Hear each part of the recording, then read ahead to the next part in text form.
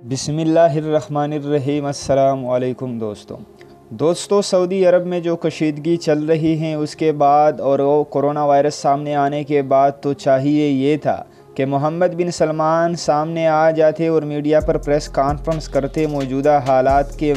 मुतनाज़िर। जैसे कि हर मुल्क के सरबराह ने प्रेस कॉन्फ्रेंस से लोगों को आगाह किया है कि कोरोना वायरस वगैरह ने तबाही मचा दी है और उसकी सेफ्टी के लिए वगैरह मोहम्मद बिन सलमान के ख़िलाफ़ होने वाली बगावत के बाद भी वो अब तक मीडिया के सामने नहीं आए हैं। सिर्फ यही कहा जा रहा है कि 25 शहज़ादों को गिरफ़्तार किया गया है, ये हुआ है, मगर मोहम्मद बिन सलमान और शाह सलमान मीडिया के सामने नहीं आ रहे हैं। दूसरी जानिब सोशल मीडिया पर कुछ तस्वीर सामने आई हैं जिसमें कहा जा रहा है कि मोहम्मद बिन सलमान को खुफिया तौर पर कत्ल कर दिया गया है और उनकी लाश को भी ठिकाने लगा दिया गया है। और कुछ तस्वीर सामने आई हैं जिसमें ये ज़ाहिर किया जा रहा है कि ये मोहम्मद बिन सलमान का जनाज़ा है।